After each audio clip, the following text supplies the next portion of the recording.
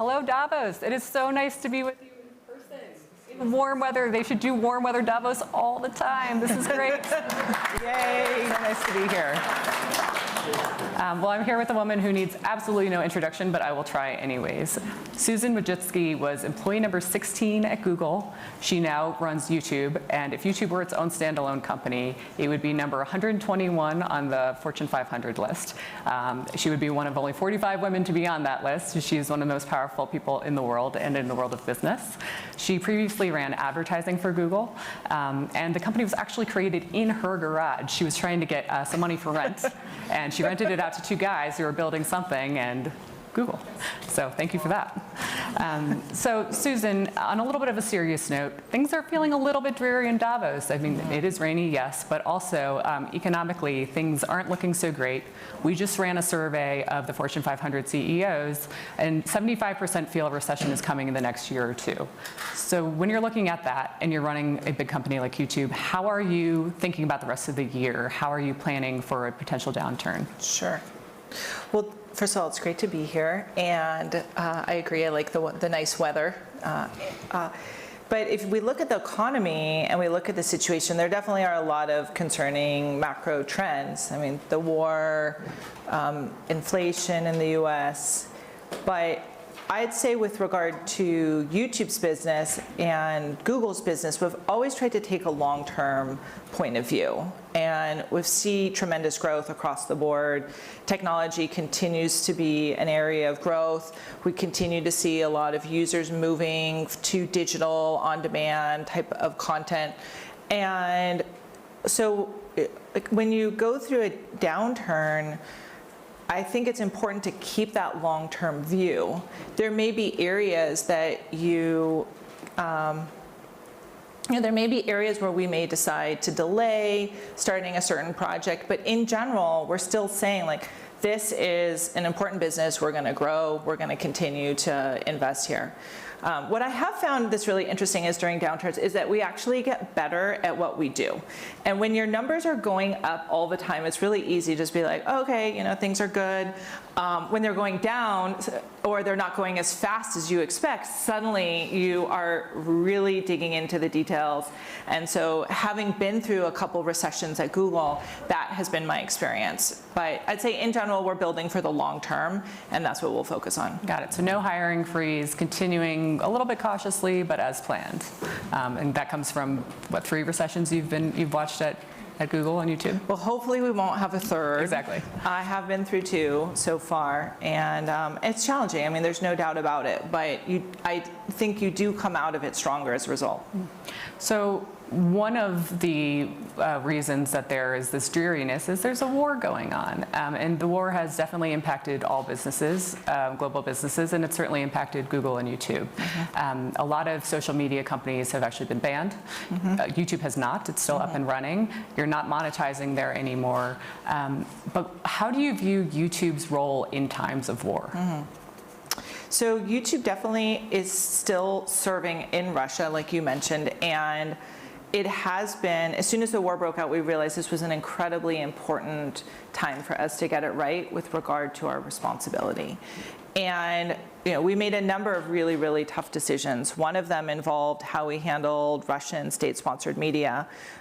We had lots of requests from various governments, but looking at our policy framework, we also decided to suspend that media globally.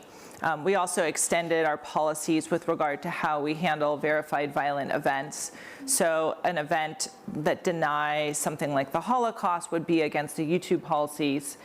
And what we saw is if there was denial or trivialization associated with the conflict, with the war in Ukraine, that would also become a violation. So the first and most important thing for us was to really focus on the responsibility, figure out how we could be good players in making sure that users can get authoritative and the right information. And what we're really seeing in this conflict is that information does play a key role, that information can be weaponized. And that's why we wanted to focus so much on making sure that we both have the right policies and the enforcement associated with that. The reason we are still serving in Russia, and we believe that that is important, is that we're able to deliver independent news into Russia. And so the average citizen in Russia can access for free the same information that you can access here from Davos, which we believe is really important to be able to help citizens know what's going on and have perspectives from the outside world. We've also seen YouTube be used for all kinds of other humanitarian reasons, like medical doctors, like serving patients on the battlefield, education of kids in Ukraine, in Ukrainian language. So we definitely have seen a lot of really important humanitarian cases too. Russia may not have banned YouTube yet, but at the same time, it's trying to push people towards something called RooTube. And so there are these kind of clones popping up in other places. Do you view this as more of a one-off, or is this a trend where we might see social media, instead of being global, start to be more local? I mean, you pair that with antitrust and how China's doing social media. There's a lot of different things at play here. We've definitely seen new emerging players. Like RooTube, I'm less sure about. It doesn't seem to be going well. Yeah, I haven't used it, to be fair. But where we do see a lot of growth is actually in short form content coming out of Asia, where we've seen just a tremendous amount of new innovations and creation. And I do think video is a very competitive emerging market right now, and I expect us to continue to see more players. I think TikTok, obviously, that growth story has been pretty incredible to watch. YouTube has not been allowed to operate in China, but when China decides to create its own social media platform and puts a ton of resources behind it, and it can corner that market and then scale to the rest of the world, I mean, that's a pretty powerful recipe. How do you think that what does that mean for companies being created in the US? Does that threaten the US as a superpower? How do you think about that? We definitely are seeing really strong competition coming out of China, particularly with TikTok. And we saw that grow relatively fast. I mean, I can tell you that you would not have asked me about TikTok at Davos last time that we held it. No. So that shows you just how quickly this is changing. And if you look at TikTok too, they've had Douyin, and they've had the opportunity to invest in China on a local market. And YouTube does not operate in China, so you could argue that yes, it gives us some blind spot because they're developing a set of content there where we're not participating and part of that market. So I do think we'll see more competition coming out of China. They certainly have a lot of technical expertise, and it's an area we should just be ready for and continue to invest in. So short form video seems to be all the rage. Creators are really getting into it in a strong way, and you have YouTube Shorts. I believe you have 3 S's you're focused on: shopping, shorts, and streaming, so we can dig into each of them a little bit. But I'm curious about short form video. Is that a trend that's here to stay? The first ever YouTube video is only 18 seconds long, so maybe it's just coming back to home a little bit for you. But how do you think about short form and what that'll do to advertising? So yes, the first video ever uploaded to YouTube, Me at the Zoo, was only 18 seconds long. And we do see short form growing tremendously. And we also see, YouTube's invested a lot in what we call long form. It's actually funny that we're talking about YouTube now being a longer form content, because traditionally it was shorter form, right? Compared to linear TV, which was always 30 minutes, 60 minutes. And so when we say long form, we're often talking about like 5 minutes. And that's just compared to TikTok, that is often under a minute. So we do definitely see that users are engaging a lot, particularly younger users find that a really compelling media. We are investing a huge amount into it. We want to make sure that users can see that on YouTube. But we also think that creators really like it, and it is attracting a new set of creators. And if you think about it, it's easier because you have just your phone. You don't have to create as much content. We can actually explore short form content a lot faster, meaning we can recommend a lot of new content to you because it's, in a sense, a lower risk for us. Like if we wanted to show you a new video, it's 5 minutes long and you don't like it, that would be a problem. Whereas we can just show you, lots and lots of short form content, and you can explore that and discover new creators. So it is an area that we're investing a lot in. I expect to see a lot of competition there, and it certainly is probably the fastest part of the market right now. And another part of the creator economy that you're growing there is shopping.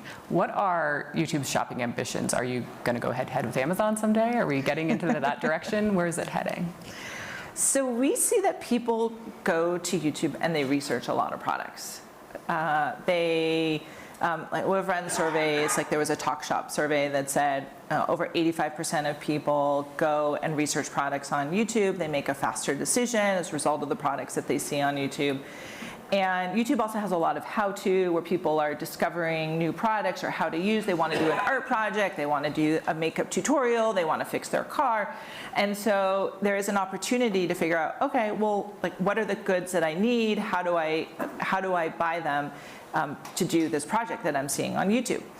And so what we've really wanted to do is just connect the ability to see them in the video to how to buy them. And it's really like connecting that last mile. And so what we're doing is enabling videos to actually link to specific products, have those products very accessible, and then be able to buy them afterwards. So I don't think about us as competing directly with retailers like Amazon. I think about us being a way for you to find products that you're already researching on YouTube, and potentially like also find and discover more goods, right? YouTube is a sight, sound, and motion. It's an opportunity to explore, see, feel, touch, and so we're hopeful that more users and brands will work with us to make it easy to purchase. And the third S was streaming. Yeah. So talk about the fight to get into the living room and how that's going. There's a lot of competition. It seems like Apple can definitely win that space pretty easily if it wants to, and I think it wants to, so how's it going? Yeah, well, living room is a big space for us. We have in the US, for example, we have over 135 million people who are streaming into the living room. So we think we're the largest media player in the living room. And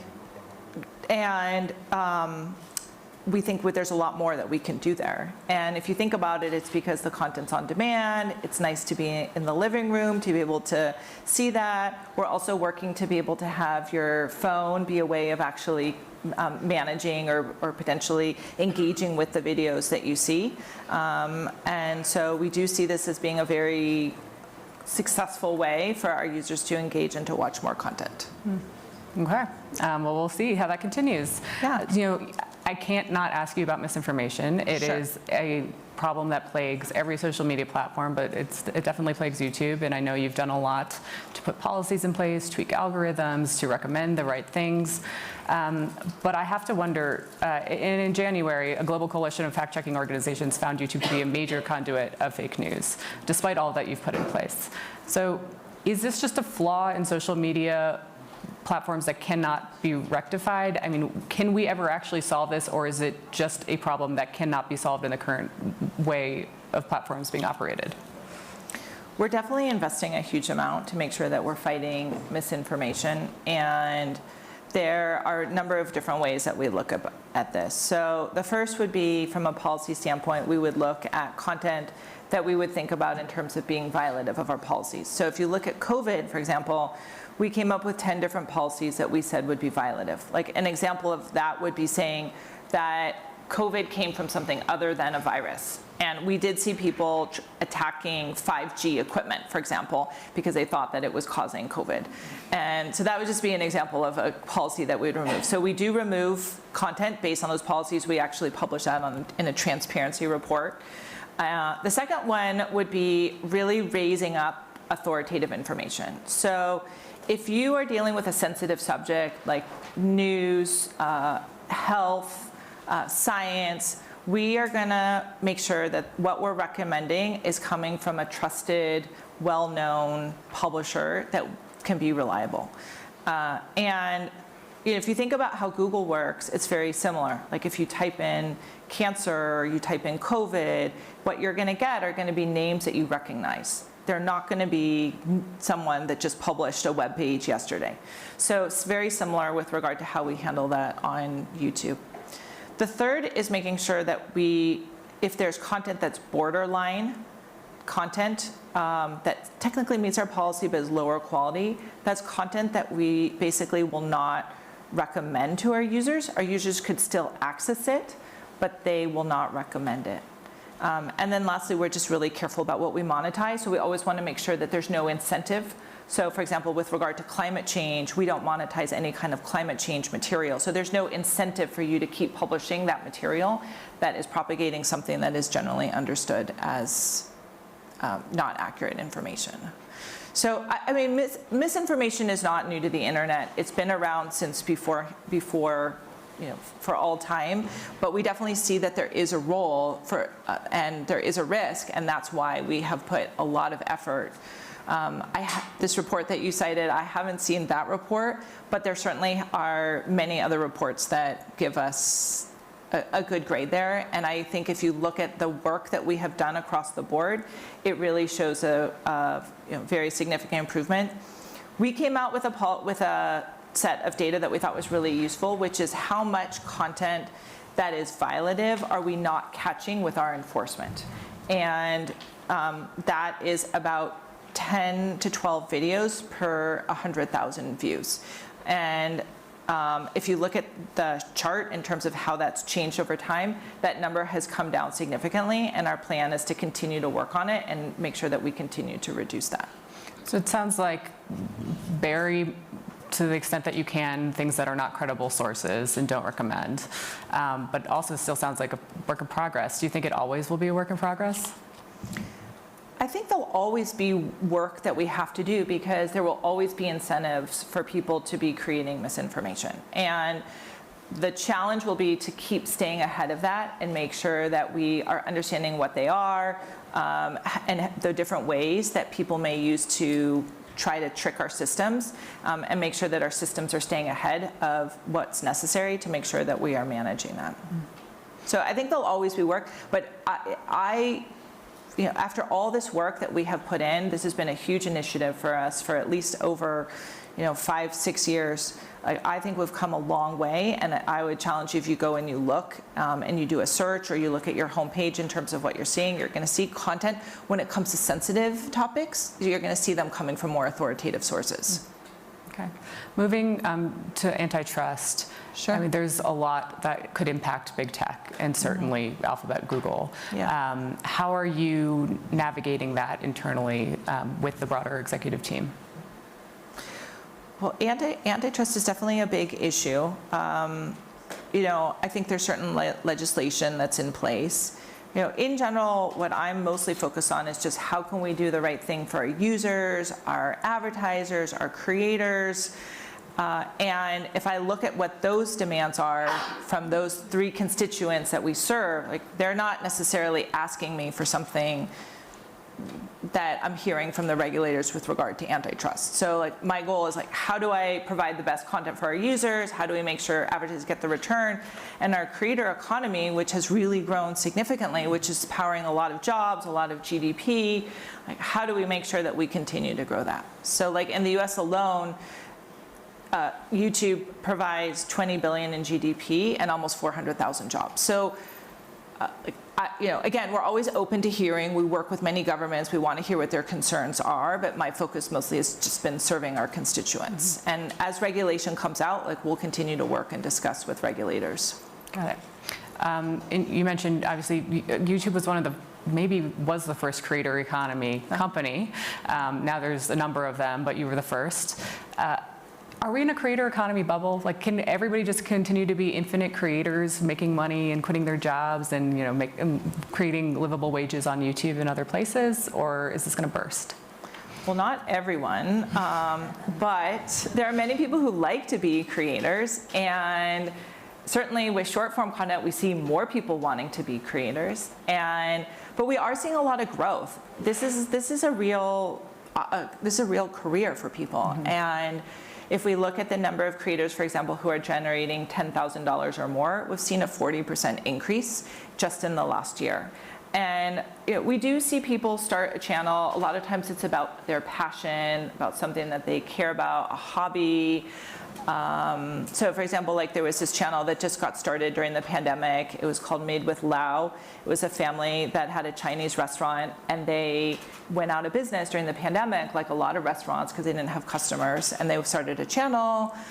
It's a father and son. They now have over 750,000 creators. It actually has really amazing food that you see at all the Chinese restaurants, like how to actually cook it. So I do believe this is a real opportunity, and creators are media companies. They have a brand, they have a global audience, they do produce content, they hire people to do products, editing, all the rest. So I think that we're going to continue to see more creators, and what we see is that creators have actually expanded, that other platforms have now embraced that, and other platforms are now trying to get creators to come on their platform. And we also see advertisers. A lot of advertisers are now engaging with creators to try to figure out how can they have them work with their product and continue to promote their own products.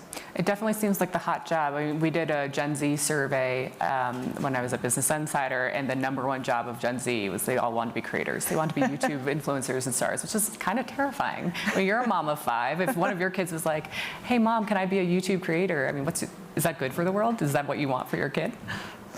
Creators, kids, like we'll see young adults who will say that they want to be a creator, and a lot of times kids, certainly will continue to evolve, and they say like they want to be musicians and they want to have all kinds of jobs that attract fame and fortune, right? I mean, those are very popular jobs, and obviously not everyone can achieve that, but we certainly see that on whole this is a growing economy. They are real jobs, and we do see that when someone creates a channel, if you have someone becoming a creator, they need to talk about what's important to them, like choosing a topic, articulating it, presenting it well.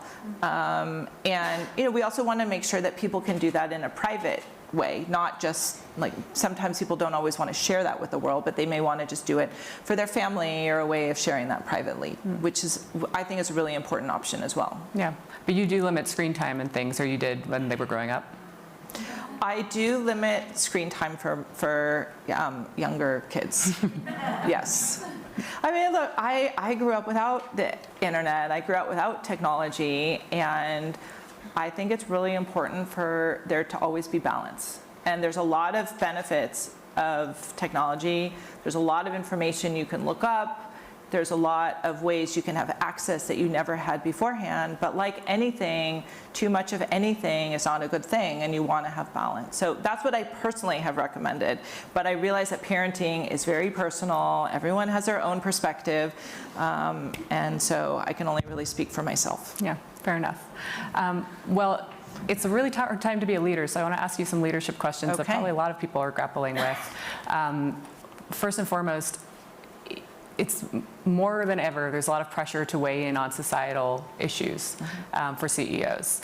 You can't just sit on the sidelines and have your employee base be okay with it, or even your customer base be okay with it. You kind of have to take a side and have an opinion. In the States, one of the big things happening right now is Roe v. Wade, which is the woman's right to an abortion. A lot of executives have not spoken out about this. It's complicated. If they do, it could be illegal at some points. But Susan, I do have to ask you, you are one of the most powerful women in the world, and you're an incredibly powerful executive. So what is your stance on Roe v. Wade? My stance is that women should have a choice when they become a mother. I believe that's really important. I believe that reproductive rights are human rights. And to take away a law and a right that we've had for almost 50 years will be a big setback for women. But that's my personal view. Running a company that that really focuses on free speech, we want to make sure that we're enabling a broad set of opinions, that everyone has a right to express their point of view, provided they meet our community guidelines. So this is going to be complicated legislation, as you said. Like, people will want us to speak out on it. It's also draft right now. And so there's not definitive language.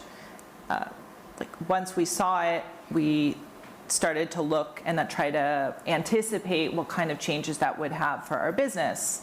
For example, employees, like what kind of benefits would we want to offer to employees who could be in states where abortion is no longer allowed, or what implications could that have for our advertising business, maybe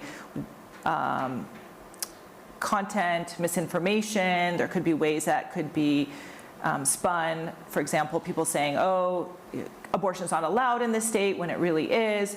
So this has led us to realize that there's going to be a lot of work for us to understand what this legislation is and what are the right ways for us to comply with it. And how are you talking to your employees about it? Are they demanding answers from leadership? Are they, how is it going talking to employees about sensitive situations like this? Well, employees always ask us lots of questions. And just so you all know, we actually do company all hands I do a company all hands every Friday where anyone in the company can ask me anything. And so, as you can imagine, I get a lot of questions about everything following our business and things that don't even involve our business. Like this is not, this is a decision that is, of course, completely out of our hands. I mean, our goal generally is to speak up on the issues that we see really matter to our employees and that really matter to our user base. And this is an issue that is going to have dramatic implications, because it's early and it's draft. We have spoken internally, at a high level, but we're still waiting to understand what the final wording is and what the final implications are, and based on what is actual real, then we'll take whatever necessary steps in terms of having to comply with it, but also try to figure out how to make sure that we are supporting our employees and doing what we can to interpret this in a way that makes sense for our user base and employees. Well, thank you for your candor on a really difficult topic. I appreciate it. Sure. Another topic that people are really grappling with running companies is the return to the office. It's Yes. really hard. And Google and Alphabet and YouTube are trying to do probably one of the most ambitious things on the planet, which is bring hybrid into reality. I think it's sort of a mandate to do 3 days a week, started April 4th. How is that going? It seems like the gold standard. You want it to work, but really, really hard. It's been good and bad. It's probably the honest answer. I think good in the sense that it's really great to see coworkers that you haven't seen for a long time. It's fun to bring everyone back together. That said, like, now that we're bringing people back together, I realize like a lot of people have actually moved and are no longer in the same location. So we just had a lot of people move during the pandemic, and we are a much more distributed company than we ever were beforehand. We also are now 3 days a week, which actually, like, I don't know how we did 5 days a week. Like, I think we all readjusted to just the 3 days, or we readjusted to being at home. So that's just definitely an adjustment. And what I'm also seeing is that people are coming into the office, but they might not be coming in at the same times that they used to be coming in. And maybe that's okay, because there was a lot of time spent commuting, and that's not necessarily a good use of time. You're not with your family, you're not doing work, and so we may see people doing things like doing some work, coming in later to miss the commute time, come in, like do most important meetings, and then go back home. So it is an adjustment. I think there's a lot of tech investments that need to continue to evolve. So like having, I got used to seeing every single person in a little box with their name underneath. I could tell when they were talking. I actually really like the closed captioning. So if I miss something, I can see that. I miss that in real life. I'm like, where's the closed captioning? I wish we could have that. But then when you put 20 people and they're in a conference room, it's really hard to tell who was talking. How can they see you? So I still think there's work to do on the tech for hybrid, and we're still adjusting. And then, also in the Bay Area, we just had a surge. So even though people were coming back, a lot of people had COVID. What's the we have clear policies around this, but you as a company have to come up with it. Like if you're sitting next to someone and they're like, oh yeah, everyone in my family has COVID right now, like it could be an uncomfortable moment. And technically, right? So, I mean, we have rules about how we handle that, what's required, but it's something we're all still figuring out. So for final question, as I mentioned earlier, if YouTube were its own standalone company, you'd be the 45th woman to be running a Fortune 500 company. Mm-hmm. I think YouTube would actually fall about number 121. The team pulled the numbers right before this interview. Is that using our ads revenue? Yes. Yes. Yes. So maybe even yes, higher. We also have subscription revenue. Yeah, so you'd be higher. You'd be higher. There you go. Okay, right up that chart. Just needed to get that out there. Maybe be in the Fortune 100. There you go. Is that something that you'd like to solidify someday? Do you think, like, you've got a great gig at YouTube, no doubt, but yeah. How do you think about the CEO progression, your role, and then a separate note? A lot of younger generations aren't aspiring to the C-suite anymore. There's sort of this anti-hustle culture setting in where they just think they'll never make it. They think the system's unfair. So how do you think about your own C-suite journey, and how would you think about the fact that maybe others don't want that right now? Well, my journey was not to be in the C-suite necessarily. Like I mean, just to be clear, I joined a company with no revenue at all, with no real business plan. And I just joined it because I thought it was really interesting and they were doing important things for the world, which was delivering information. And I immediately saw the value. And then I, worked at Google for a long time and did ads. And then I came to YouTube, right, which also was like much smaller. But I saw, again, the same thing, a lot of value in enabling new ways of communication and new types of media and new points of view. So my personal career advice that I took and that I give to others is to find something that's meaningful to you, where you believe you're doing something good for the world. And if you do that, then you will most likely have a productive career. And if you say, oh, like, I just want to be in the C-suite, like, you probably will, it's like harder to have a productive career, right? Because that's not necessarily a clear role that you can follow or figure out, how to do that. So, and in some ways it really helped me because I was just always willing to say more controversial things. Like I would just say, like, this is my point of view. Like I'm working for our users, our creators, and our advertisers. And if I think something is the right thing to do, like I'll just say that. And it might not be the popular point of view, but like, that's okay. You suggested buying YouTube, right? Didn't you put together a whole presentation? Yeah, I suggested buying YouTube. It wasn't necessarily a popular point of view. Somebody published, Mark Cuban actually, the week beforehand said, only a moron would buy YouTube. So I mean, you bought it. I think it's really important to be able to take to think for yourself and realize like what's important, what matters to my constituents, like who am I working for, why am I working, why am I doing all this? And so I have really focused on trying to do something productive and good for the world. My whole career has been about information empowerment, and that's what has led me to where I am right now. And it just happened to be that I was in the C-suite. Actually, when I first joined YouTube,